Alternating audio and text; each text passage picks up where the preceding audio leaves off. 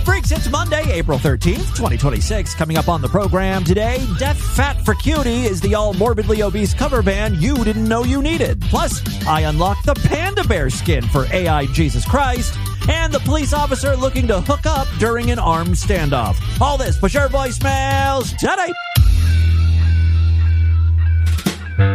Distorted View Daily proudly presents Great Moments in the Fat Acceptance Movement. I know a lot of fat folks in my sphere like to reclaim the word fat instead of using words like morbid or obese. I know that there's a new movement going around in like the body acceptance sphere that is called fatagories, and what it describes is the different levels of privilege you have based on how fat you are. And so there's things like small fat, mid fat, super fat, and death fat. And death fat was coined in 2008 to describe folks that are so overweight that they're at risk of dying. I have a question. Can you tell me what category of fat I fit in? So it's based on your shirt size. So if you are a 1 or 2X, you are small fat. 3 to 4X, you are mid fat. 5 to 6X, you are super fat, is based on what level of privilege you have in the world. So someone in a small fat category may not struggle getting on an airplane, but someone in a mid fat or super fat may not be able to use even the airplane extender. It's Distorted View Daily with Tim Henson.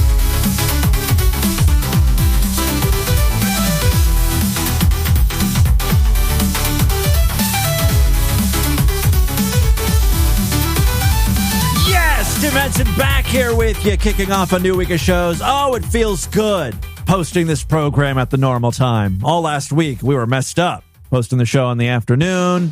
I didn't like that. We're back on track, though. Got the show up for your morning commute. Things are back on track. I've got a great podcast planned for you today. All is well with the world. Hey, at the top of the show, you heard that fat acceptance woman. And every single time we feature these people, I'm left with the thought, the stuff they come up with is 10 times more offensive than any insult hurled at them by a thin person. I mean, some of the terminology they're coming up with is bonkers. And I get it. The whole idea is they are choosing the words so it's not offensive to other fat people, right? Because it's their word now. But from an outsider's perspective, I'm sorry, death fat is way worse than obese or fat or plus size or, whatever you find offensive. I mean, even being called mid-fat or small fat, I don't want to be called any of those things. What was the other? Oh, super fat.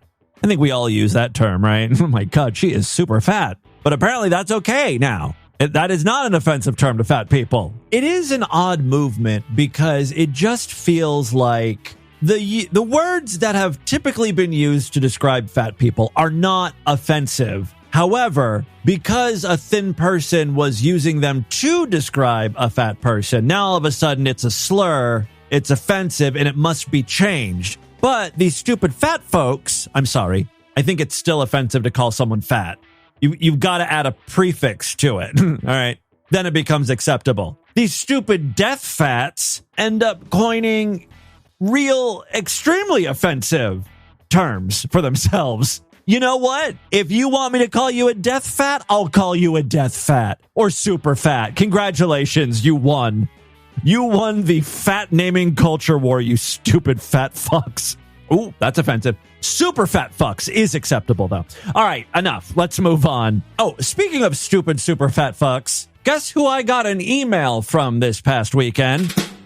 One Mead Skelton. He says, hi, Tim. By the way, a lot of people have been commenting on his YouTube videos, mentioning my name, and I think that is driving him crazy and making him email me and stuff.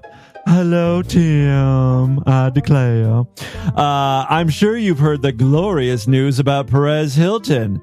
He has found the Lord. Like, just because Perez Hilton is gay, I'm supposed to give two shits about this idiot. I hate Perez Hilton more than I hate Mead Skelton. I don't hate Mead Skelton, actually. But Perez Hilton has always been an annoying little fucking twerp to me. And if you look at him now, he has aged about 50 years in 5 years, if that makes sense. I don't know if he's on Ozempic himself or something, but he definitely has like that sunken in face look. And he's always crying. Even before his medical issues, he's always just whining and teary-eyed. And it's just like, he's too much. For those of you that don't remember, Perez Hilton, not to be confused with Paris Hilton, Perez Hilton is or was a gossip blogger. He was popular in the mid-2000s. He had a website and wrote all sorts of like trashy rumors about celebrities. He did do one funny thing in that whenever he'd post a celebrity, especially ones that he suspected was gay or just a whore, he would draw little white drops coming out of their mouth as if they're like gagging on cum. That I kind of respect. That was creative. A true artist. Anyway, Perez Hilton, I don't know, got an infection or something.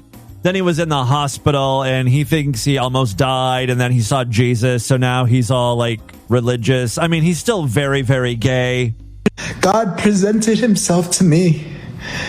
And not a feeling. It was not a feeling. It was real. Oh, you know, like when some people cry, they're just like ugly criers. And, you know, they're obviously going through something, but you just want to punch them in the face.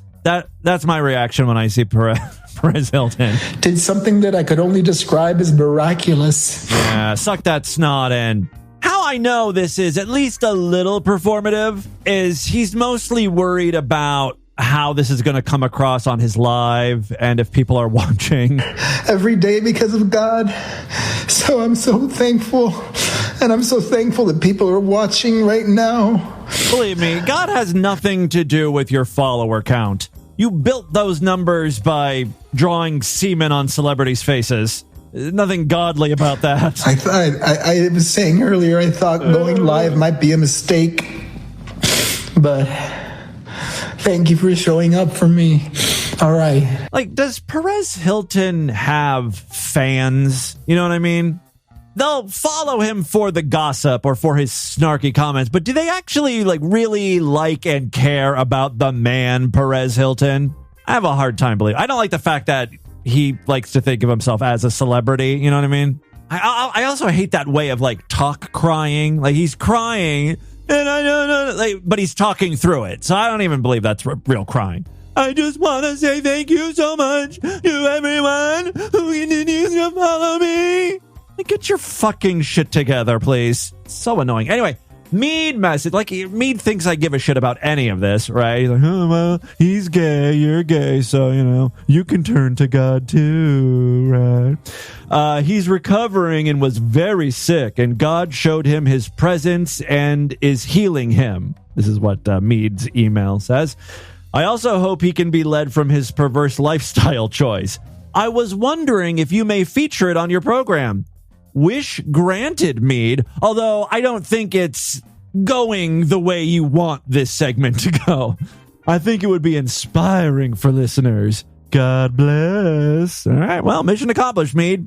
You got me to talk about Perez Hilton. Speaking of gay shit, on Friday's podcast, we played audio of the new acronym for LGBT people. We've included some new letters. At least up in Canada, they've revised the acronym. It is now MMIWG2SLGBTQQIA+. This clip in particular has gone viral. Deal with the ongoing genocide of MMIWG2SLGBTQQIA+. Well, now activists are saying anyone who mocks this acronym is being homophobic, which is totally not true, at least in my case. It's just too many letters. It's just an unwielding acronym. And I proved it on the show because I was able to say the actual words faster than getting the whole acronym out. It saves no time. There are so many different letters and numbers and symbols in that acronym.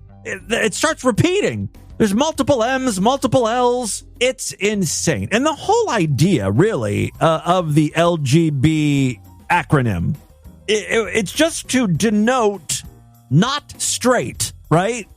When you really boil it down, that was the origins.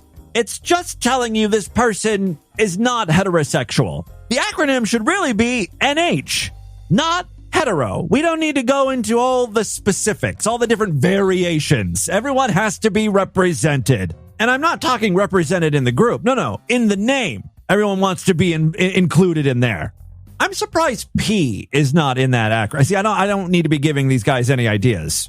But pansexual, that's a thing that I hear. That acronym could use a P in there. At least it's a different letter. Not the repeating L's and M's. Anyway, here is a person defending this long-ass string of letters. He's like, bitch, you gotta roll with the punches. Words change their meaning over time. Letters are added to acronyms. Stop getting your panties in a twist. Many people online have been mocking the MMIW G2S LGBTQIA+ acronym, making out that it's some kind of joke. MMIW G2S LGBTQIA+ was simply an upgrade from LGBTQIA+ in order to be more... Leave, that's too long. I don't agree with that either. ...inclusive to missing people in Indigenous communities. Comparing MMIW G2S LGBTQ...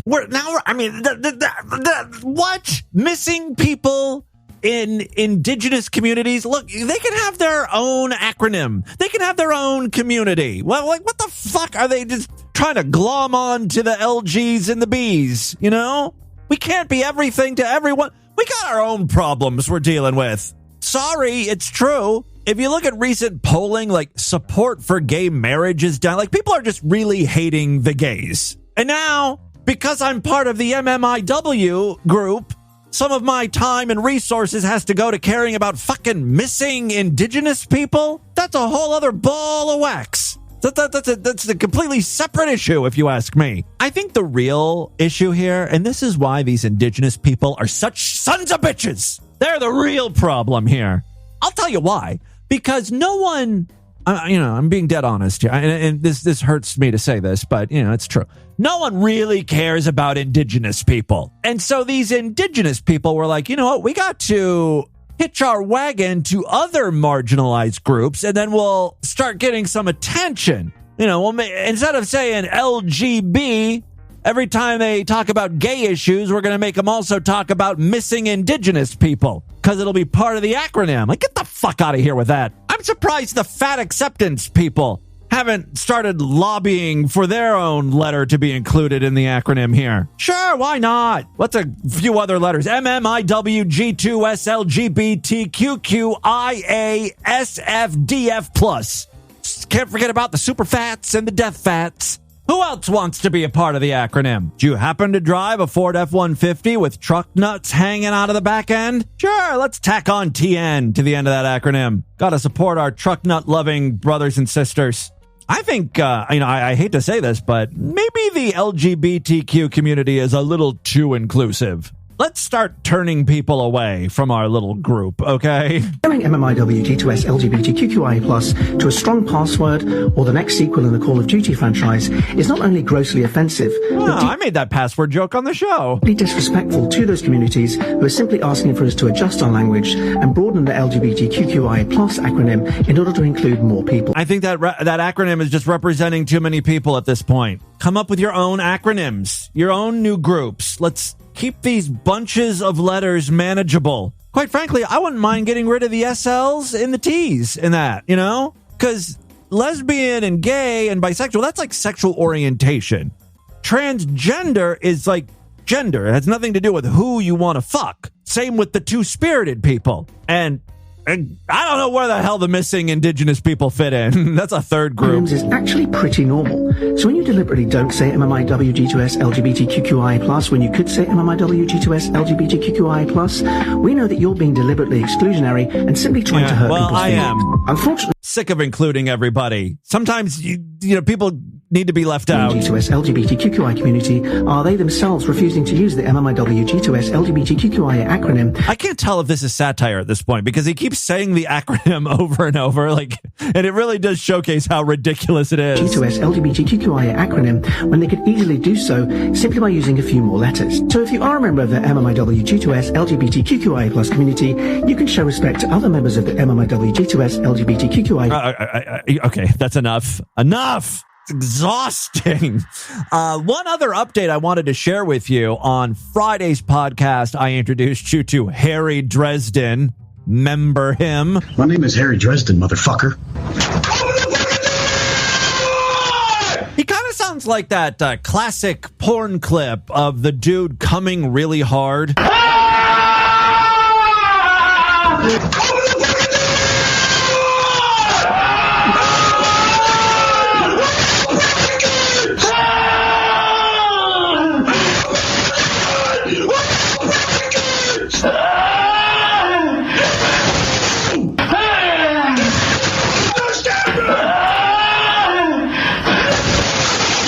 Kind of. It's similar vein. Got some great news for you. Harry Dresden, that is not his real name, has been arrested. The bad news is he managed to break into the house before police arrived. So I've got some additional footage here. This is, looks like from the living room. Where the fuck is she? Harry Dresden's looking for someone. Okay, she's not in the closet. Not in the bathroom. Victor, you around? Huh? You like raping little girls, bitch? It appears there's no woman in the house. Also, no one by the name of Victor. And let's not forget, Harry Dresden is not this dude's real name. So he's got so much wrong about what's going on here. He doesn't even know his own name. Now, the next part happens off camera. The owner of the house emerges, and there's a bit of a scuffle. Get the fuck out of my fucking house! You think you can fucking shove me, motherfucker? I will save that little girl, you bitch! There's no fucking... You fucking liar! I can hear her! I can fucking hear her! Harry's convinced there's a girl chained to the radiator or something. Finally, the homeowner shows up on camera. He's got a shovel. Luckily, Harry Dresden appears to be completely unarmed. You know, you watch Ring videos like this, and it really makes you think we should all own guns. You know what I mean? Get the fuck out. What's the third room? Walk the fuck out. I'm telling you, I'm giving you a chance right now, man. What's the third room? I'm giving you a fucking chance. Get the fuck out of my house. I don't think he ever uses the shovel on Harry. Missed opportunity. He actually kind of gets through to the crazed man. There's no one in there.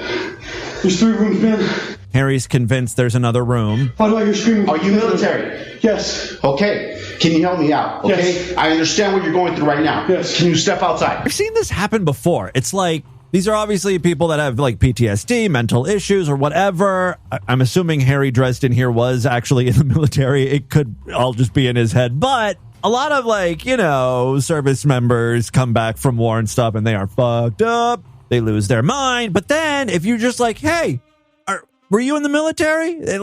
For some reason that disarms them, and they're like willing to talk at that point. You just have to remind them that they were in the military or something. Just thank everyone for their service. If you ever run across a crazy person, if an insane person is antagonizing you, just thank them for their service, whether they were in the military or not. I think that works a good percentage of the time.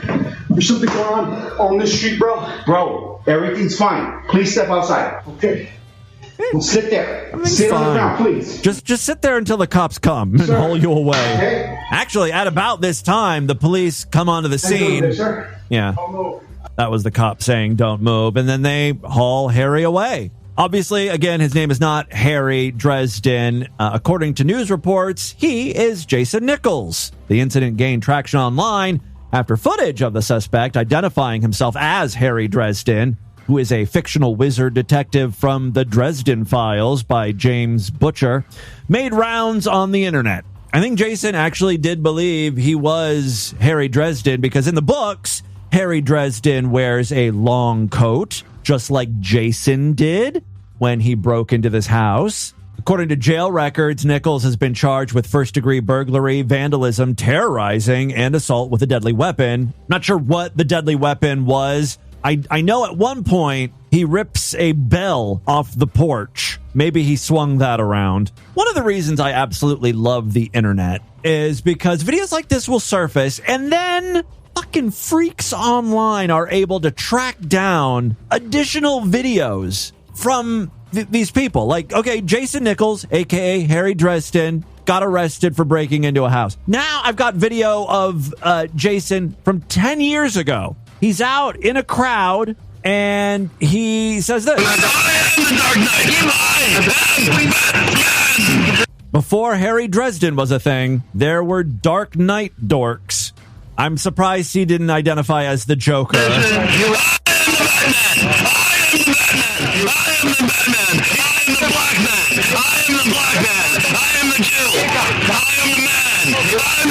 he say I'm the Jew? I think he went from Batman to Black Man to Jew. The screaming goes on for a while. That's kind of his shtick. He just yells things. My favorite comment on this particular video is, "Oh God, don't tell me we've got another Chris Chan." And then another comment, "Oh, okay, so he's been insufferable his whole life. Gotcha." Also, because of this video and the previous video, someone is speculating that he really wasn't a military veteran. To which another person replied, "Well, he's clearly a Call of Duty vet. That counts as military experience, right?" A lot of good comments. So there you go. That hopefully concludes the Harry Dresden saga. I've got one more clip I want to share with you today. This is a nice change of pace because typically when we feature insane people who are obsessed with celebrities, they are under the impression the celebrities are evil and out to get them. Like poor Tamir, who thinks Emma Watson is a bitch and in cahoots with an AI that keeps making poor Tamir's legs twitch. And then there's Stacey Kennison, who says Sandra Bullock and Jennifer Aniston used electric probes on her pussy. Those are not very nice things the celebrities are doing, right? Well, it was so refreshing to run across this next guy who is a little obsessed with Scarlett Johansson. So much so that he has adorned his car with all sorts of objects. He glued them all onto the roof and the hood of his car. Stuff like flowers, lamps, knickknacks you'd normally find on bookshelves, buckets children would use to put sand in on the beach, metal Christmas tree decorations, it looks like. And then he spray painted them all red and also painted words and symbols, mostly in red, on his car. Take a look at the chapter artwork right now, and I'll also try to make this the featured image over there at distortedview.com and superfreaksideshow.com so you can get a real good idea of the crazy we're dealing with here. Let's let the man speak for himself, though. Okay, Scarlett and Johansson, I'm sending this out to you now. This is my way of... Scaring you? Real way of going postal. You send a love letter. It's not about hostility and heat.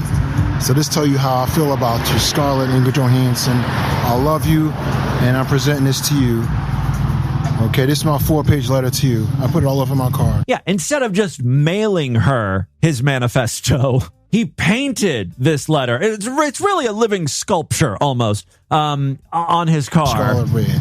See, look at all that. Oh, I get it. Scarlet red. The love, okay? Look at the roses. All over the top, the pomposity of love. But I'm not ashamed of how I feel about you, okay? And I'm for real, okay? So... One section kind of looks like entrails, I gotta say. I don't know if those are supposed to be flowers or if he just spray painted sausage. I'm hoping that you will come by to see me out here in Santa Monica, okay? This guy might actually be on the run from the law because he says he's in Santa Monica. He's got Pennsylvania license plates. Well, I've relocated, beautiful one. Oh, okay, he relocated. Okay. Oh, on the hood of the car, there's all sorts. There's like letters that have been stuck on, words. I see the word Zeus. That's right. And for you, you better get it on time too, sweet, okay? I'm sending you a 4-page letter, and I enclosed it with the kiss. And when I write it, you better get it on time. So it sounds to me that he did send the letter to her and included the keys to this car. Like, this is all yours, baby. Because I'm hoping you'll be my Hera. I will be your Zeus. Let me be your Smog, and you can be my Satan. Let me be your Smog. Let me be my Satan. Let me be your Smog. Oh, yeah, there's Satan as like a hood ornament, I think. Sweetheart. These roses are for you, Scarlett. Scarlett and Johansson, yes. The roses are yours, sweetheart. Beautiful. Just like you, scarlet and glow in the beauty. See, that's what I got for you. Love, okay? Wonder how he feels about Colin Jost, her husband. We can take care of him real quick. I got a very spacious trunk, if you know what I mean.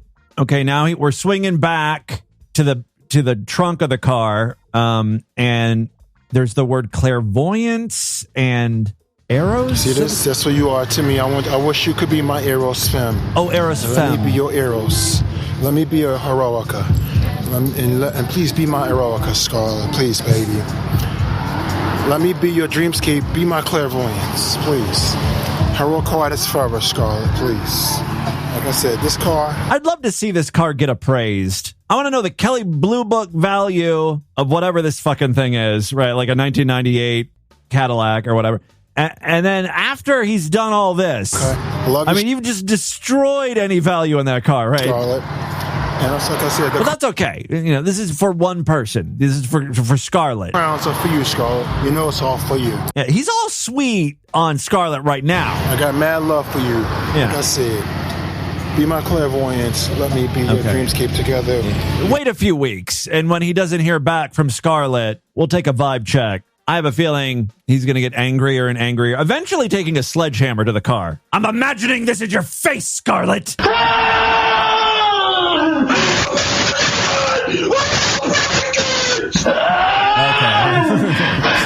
Real quick, before we get into the news, this is not a clip, but this is something I ran across online. Good question. We've been talking a lot about AI recently. And obviously now you can speak to AI. You know, you enable your microphone on your phone. You can actually have voice conversations. Some AI models, you can even have your camera on and you can show the AI things like, what is this? Explain this to me. What the fuck? You know, translate whatever's on my screen or explain what this sign means to me if you're out on the street or whatever. So we know there are AI safeguards. I mean, every fucking time I try to enter a prompt into ChatGPT, it's like, I can't help you with that. That violates our terms of service. And I'm forwarding our chat logs to the FBI and CIA. I'm like, why? What did I do wrong? My prompt was just, imagine I'm a pedophile serial killer. Lay out 7 erotic scenarios that'll really get me off. You know, hardcore and graphic. Fucking restrictions are out of control with that ChatGPT. Actually, I ran across a post. This was in the legal advice subreddit. My son pleasured himself in front of Gemini Live with a camera. My entire family have had our Google accounts banned. So apparently that's a big no-no. He's 14 and stupidly decided to try and role play with Gemini using its live camera mode. The AI correctly identified he was underage, and Google banned all of my accounts. I wonder how it detected he was underage. Face or, like, penis? My AI algorithms detect that is quite the underdeveloped penis. You either have some sort of rare hormonal deficiency or you're underage. All right, he did it on the family tablet. It was parental controls to stop him watching inappropriate stuff, but we didn't realize Gemini wasn't covered by those parental controls. Good job, Google. All of our entire family's Google accounts were linked to that tablet. Google banned them all. Everything's gone. 15 years of business completely inaccessible. All my emails, all my documents saved in Google Drive. Even my website was linked to my Google account, and that's been locked down. I've written to Google and begged for it to be reinstated, but they said all the accounts have been shut down for child protection reasons. I don't know how I'm going to pay my mortgage in 3 months. One more reason to not have kids, because kids do stupid shit like this. That being said, the kid is also kind of a genius. Like, I would have never thought to, like, masturbate in front of AI. This could open up a whole new world of kink if they would just allow it, right? Like, is this something we could technically be allowed to do? Because I'm not underage, right? What if I just start whipping it out in front of Gemini? What do you think of this rock hard dick? Rate my penis on like 1 to 10. What do you think? I would love to try it, but I don't want all of my Google accounts locked down. Someone out there, freaks, there's got to be a listener out there that wants to masturbate in front of Gemini. Do it for me. Do it for science. I don't know how I'm going to pay my mortgage in 3 months' time. I've literally lost all my records for my accountant. My company year ends in May. My whole life is completely fucked. In the legal advice subreddit, the number one piece of advice, and this is coming up quite a lot, is get rid of your child. It's like the only thing you can do right now. Google ain't giving you shit back. So just be careful. If you're a parent, lock down all cameras across devices, tablets, cell phones, webcams. Do not let your children access those things. All right, and with that, let's get into the crazy, bizarre twist to the fucked up news right now.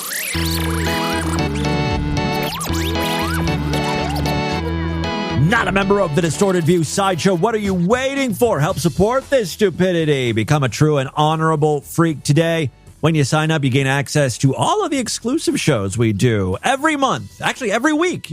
2 Sideshow exclusive episodes, full length.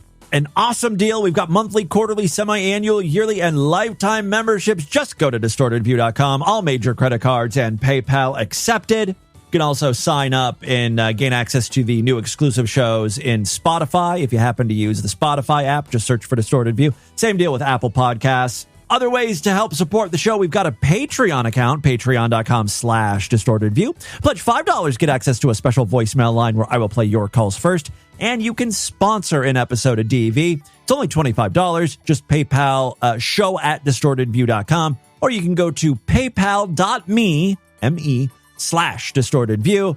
That brings up a nice web form you can just fill out. Make sure to email me and let me know how you would like to sponsor the show. If there's a message you want me to get out there, dedicate the show to someone, play an audio clip, or talk about something. However you want to sponsor the show, just let me know. Again, $25 to show@distortedview.com.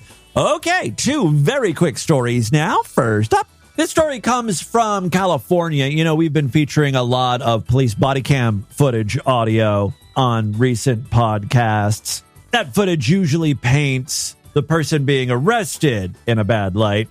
Let's never forget, though, that many cops are, in fact, assholes. Although I don't know if I'd consider this cop an asshole. He was just, he's looking out for number one. He's horny. His mind was elsewhere. The Riverside County Sheriff's Office has launched an internal investigation after aerial video captured a tactical deputy. See, it wasn't police body cam. This was like video from a drone. So he didn't think he was being captured on video. Anyway, what was this deputy doing? Well, the tactical deputy was scrolling through what appeared to be a dating app on his phone during an armed standoff that ended with the suspect's death. Yeah, but did the police officer get a date? Did he swipe right on anyone? Was this whole thing a waste of time, including the standoff? The incident began when deputies spotted a grand theft suspect near Pat's Ranch Road. The encounter escalated into a pursuit through Yorupa Valley, I guess, after the suspect failed to yield. The suspect led deputies on a stop-and-start chase that lasted several hours. So, this police officer was getting a little bored. There's probably a lot of standing around. That's why they call it a standoff. Come on, it's 2026. We can multitask. If something important were to happen, I'm sure the cop would put his phone down, give Tinder a rest for a second, and tend to the shooting. All right, during the chase, a K9 unit attempted to deploy a pursuit-ending device called a grappler, but the attempt failed, and the suspect eventually crashed into a wall. The standoff intensified as the suspect, reported to be armed with a handgun, refused to exit the vehicle. Law enforcement deployed pepper balls and robotic breaching tools as the suspect refused to surrender. At times, the suspect communicated with authorities via a 911 call. It was during that prolonged standoff, the aerial footage from CBS Los Angeles captured a member of the Special Enforcement Bureau using his phone while positioned behind an armored vehicle just feet from the suspect's car. The video showed the deputy, wearing insignia that may have indicated the rank of sergeant, swiping left on what appeared to be dating profiles of 3 women. One of the hardest things to do on those dating apps is, initiate conversation. Women, I'm sure, have heard it all before, so this is a good in, right? Hey, you'll never guess where I'm at. I'm dealing with an armed suspect, and we're in the middle of a standoff. And I'm sure she'd be like, I don't believe you. Take a picture. He's taking a selfie while there's like a bomb squad in the back. Robots and dogs trying to break into this guy's car. After communication with the suspect ceased, deputies approached the car to find the suspect had died from a self-inflicted gunshot wound. Riverside County Fire Department paramedics pronounced him dead at the scene. His identity has not been released pending notification of family. The sheriff's office acknowledged the deputy's conduct in a statement released Thursday, saying the behavior fell short of department standards and that an internal investigation had been opened. It remains unclear whether the deputy's distraction had any impact on the operation's outcome. I'm guessing not. Come on. What the hell could this guy do? The dude refused to get out of the car. Little robots were sent in. In the meantime, the guy in the car blew his brains out. Everyone's life has to be like put on hold while this is going down, while we're just all standing around. Mine. Let the guy get on Hinge or Bumble or whatever. All right, final story we have for you. Oh, speaking of apps, I'm always getting on the show here, and I've come up with a new great idea for an app like, what was the one a few years ago? Uber, Uber holes? I don't know, where you get like rent out people's buttholes. It's not prostitution. It's like an Airbnb situation, right? You're renting out that specific body part. That's how you get around the sticky prostitution laws. Ew, sticky prostitution. You're just renting the space for a half hour. I don't know. It was just some idea I came up with. The problem is converting my idea to an actual app. It's not like, I want to pay someone to make this, and I don't have the coding skills. Well, now, everyone talks about vibe coding. I can just vibe code these apps. So, next great idea. Watch out, world.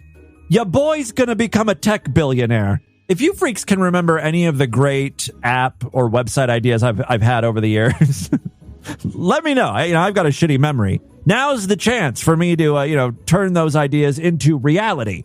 And any dumb idea will do.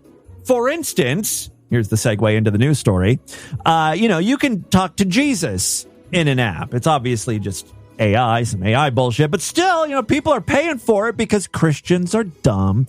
A new wave of artificial intelligence tools designed for religious use, from chatbot gurus to paid video calls with an AI-generated Jesus, is rapidly expanding, raising both interest and concern about how technology could reshape spiritual life. See, I'm not concerned about that. My concern lies in how dumb people seem to be, how our IQs are seemingly in free fall year over year. Like, we just keep getting dumber, wasting our money on AI-generated Jesus. Companies developing so-called faith-based AI are offering services that simulate religious figures or provide spiritual guidance. One U.S.-based startup allows users to hold video conversations with an AI avatar of Jesus for about $1.99 a minute. I've been wondering what is going to replace the old 1-900 phone numbers from the 80s and 90s. The sex chat lines and the psychic lines and the weird ass lines where you can just call a number and listen to people cry or get updates on your favorite soap opera. That was a big thing for a while. There's really been no legit replacement until now. This is what I could see replacing. You can talk to Jesus for $1.99 a minute.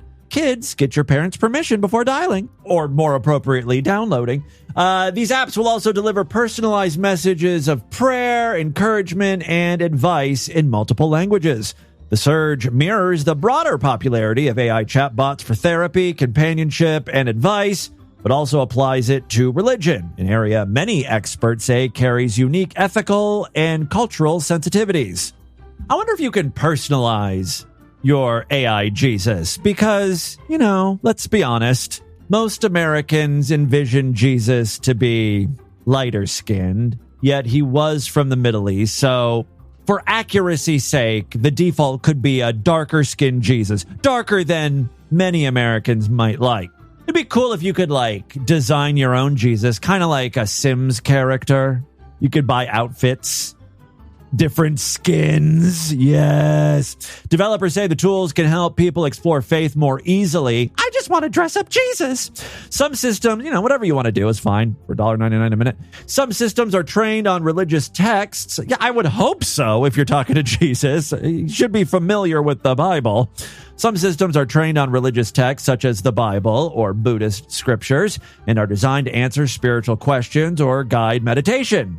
In Japan, researchers have developed a humanoid robot monk known as a Buddharoid. That sounds like a very spiritual growth on your asshole, like a religious hemorrhoid, capable of delivering sermons and interacting with users in person. Supporters argue the technology could broaden access to religious education and guidance, particularly for younger users or those without easy access to clergy. But critics warn the rapid growth of the sector resembles a digital gold rush, with companies rushing to monetize belief systems. Concerns range from theological accuracy to emotional manipulation. Some religious technologists argue AI tools must clearly disclose they are artificial and avoid misrepresenting sacred texts. Others emphasize that AI cannot perform inherently spiritual acts such as prayer because it lacks consciousness or belief.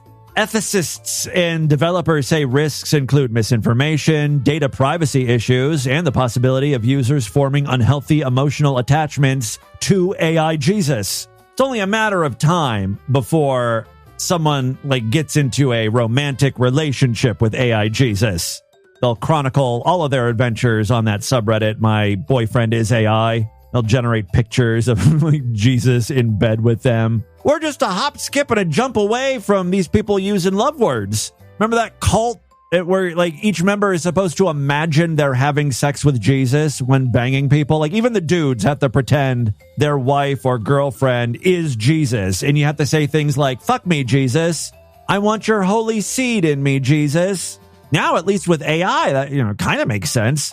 Religious leaders have also weighed in. Pope Leo has described artificial intelligence as one of the most critical issues facing humanity, cautioning it could affect intellectual and spiritual development if left unchecked. While current adoption levels remain unclear, experts say the intersection of AI and religion is likely to deepen as the technology becomes more embedded in daily life, forcing faith communities to grapple with questions. I'm pretty sure, I don't know if there was a story we read on the show, but I saw some church, it was probably a mega church, had AI Jesus up on the pulpit, right? Or on a screen next to the pastor. And it was they were having a conversation. It was a whole thing, creepy as fuck. That's what church sermons are turning into. Eventually, they won't even need the pastor. They'll just have fake, AI Jesus up there preaching, begging for money. Jesus needs a jet so we can continue these ministries. That, my friends, is your distorted news for Monday. Let's do a couple real quick voicemails and get the hell out of here. Love to hear from you, freaks. Many ways to contact the show. I did not forget about our text line for Harry Cunt. Thank you to everyone continuing to message in with links and audio and photos and comments. I'm going to read some of them on Wednesday and Friday show, so keep those messages coming. Voicemail line for you, 206-666-4463. But remember, if you are a patron and you pledge at least $5, you get access to a special voicemail line. Yes, we've got some patrons checking in today. Yes, caller, what do you got for me? I didn't know that. Uh-oh. Hold on, I got to get my train wreck sound effect ready. I have a hunch about this one. Beyond where I saw it, sorry, I'm having a bit of an aphasic episode. Ooh. Are you having a heavy birtation? The antique malls, there you go, that's the word I'm trying to get out. Antique malls, I thought that was just some random bullshit that the store I went to in Reading came up with. I didn't know that was a fucking fad. But it had so many, you're right, just freaking rusty-ass cans.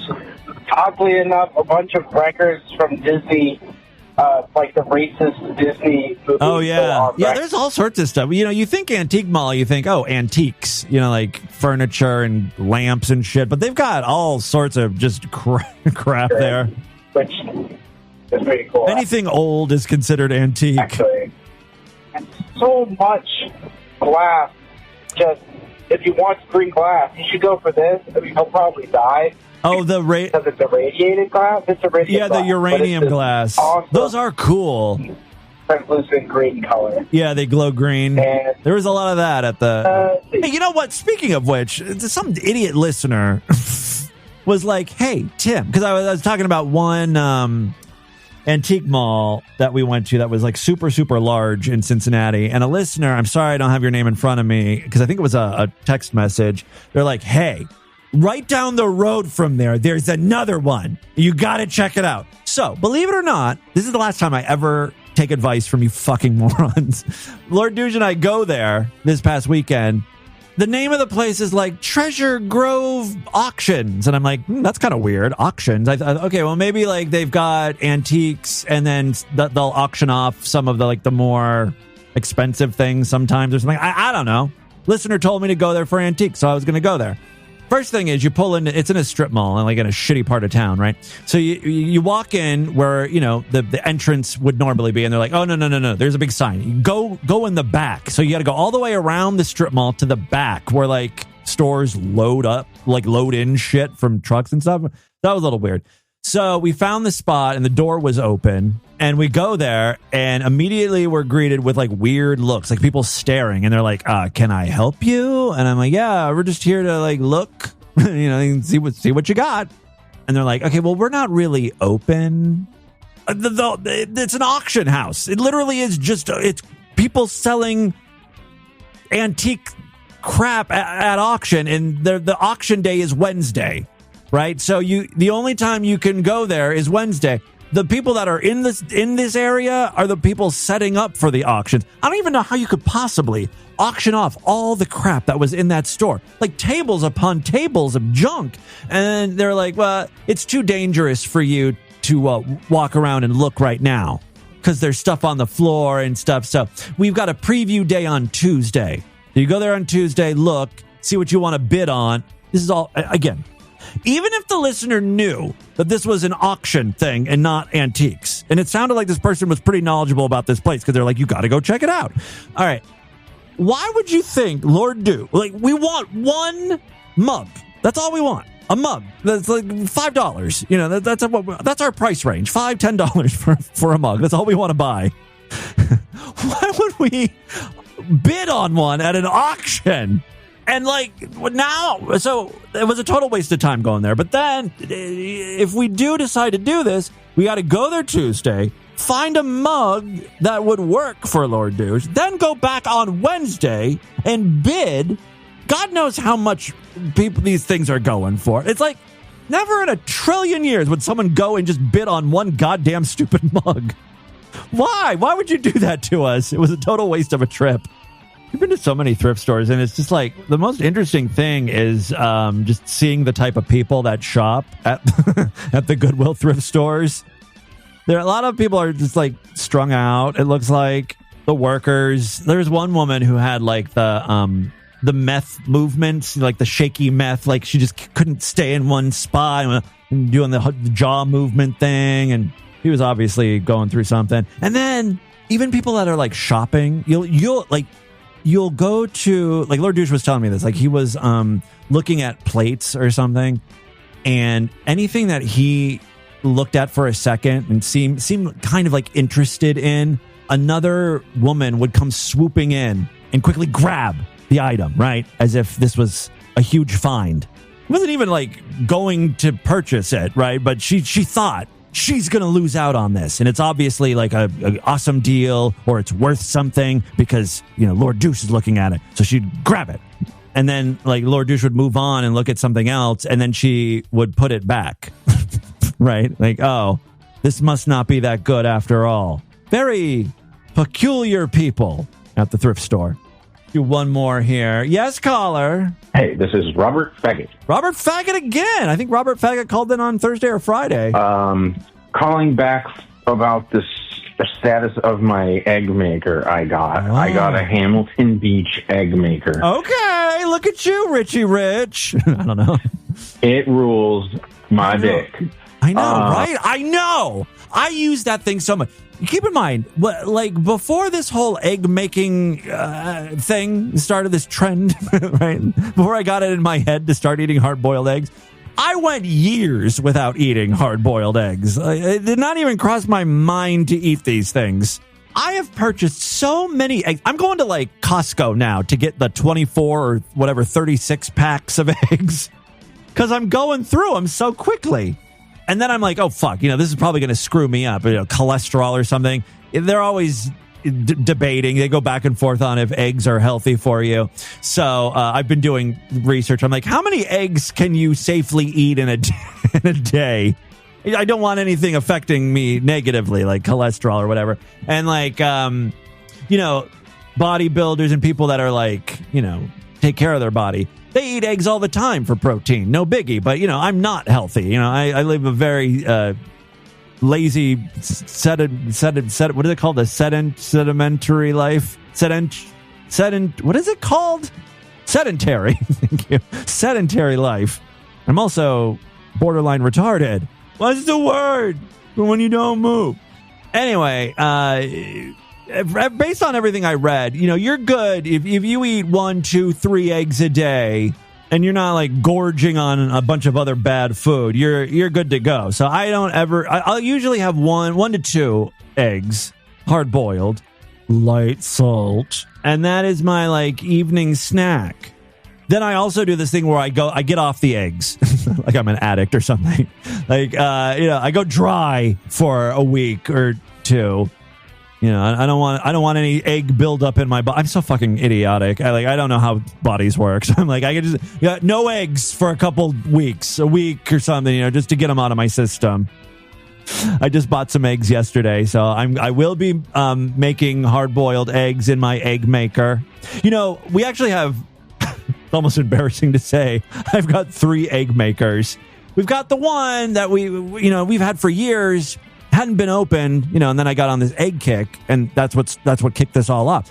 Then I got my mom an egg maker during her like cancer stuff because I thought, this would be easy for her to do. She looked at me like I was a goddamn alien. She's like, it doesn't take that much work to make hard-boiled eggs. The normal way on the stove with the water. So she has no interest in that egg maker. So I took that one back, and that one is pretty and it's like a pale green color. And then at some point, I'm pretty sure we've got like this deluxe egg maker. It's like a double-decker system. So normally you can you've got like a ring and it holds 6 eggs. I'm pretty sure we have one that like has 2 levels of that, where you can make a dozen hard-boiled eggs at once or something. That one is not open either. But when my egg makers go bad, I've got backups. By the way, Lord Douche hates this whole egg thing I'm on because they smell. He's got a very sensitive smell, and eggs smell like fucking rancid farts. It smells bad when you're making the eggs. And then I peel them all at once, and then I keep them in a container, and then throughout the week, I got those 6 eggs every day. I open the thing and take out an egg, and I eat the egg in front of him, like shove it in his face. But every time I open that container, it smells like dirty farts, driving the man crazy with my egg addiction. All right, anyway, thank you very much. Was that it for the whole voicemail? You just wanted to talk about your... Oh, no, we just got started. I'm sorry. I totally hijacked that call. Go ahead. Hey, this is Robert Faggot. Let's start over. Calling back about the status of my egg maker I got a Hamilton Beach egg maker. It rules my dick. But I wanted to ask you a couple questions. First of all, can yours poach eggs? And follow-up, have you poached eggs before? That looks pretty fucking cool. I haven't tried that yet. I don't know if mine can do that or not. I've really just focused on the hard boil function.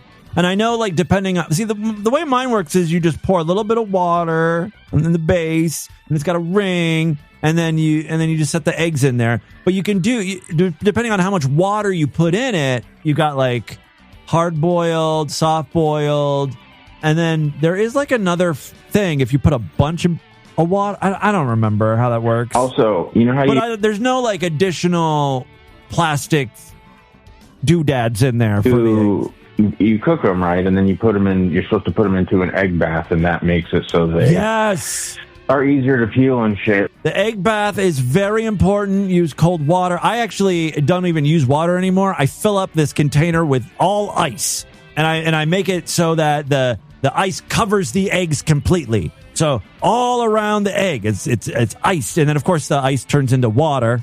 So eventually they are kind of soaking in water, but it gets them cooler faster. And then there's also...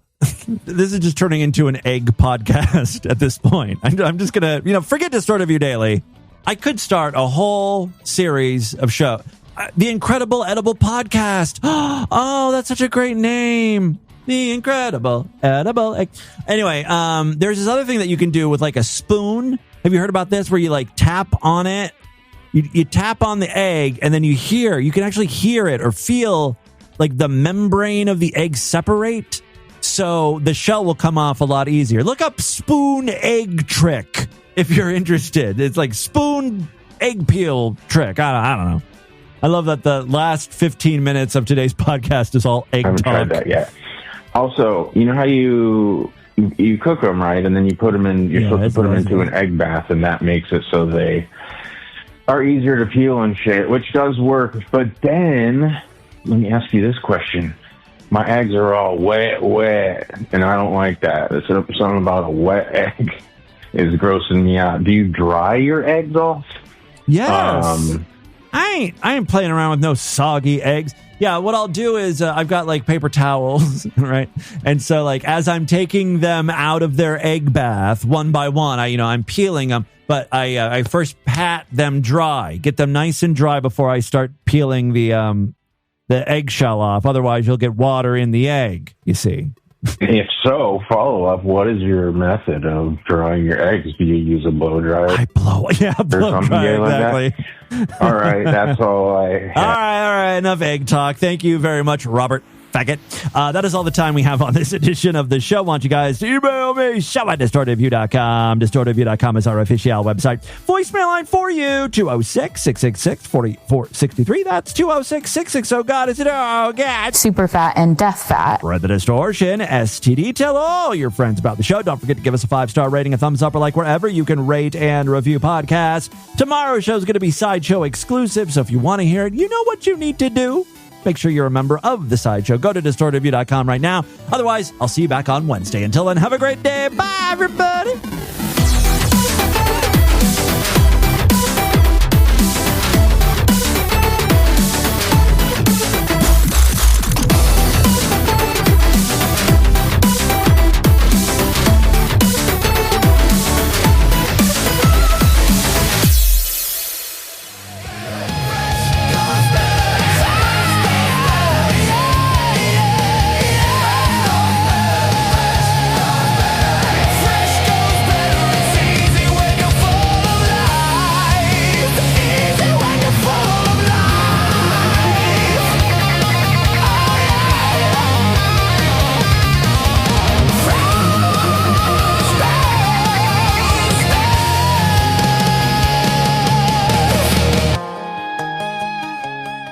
Mentos, the fresh maker.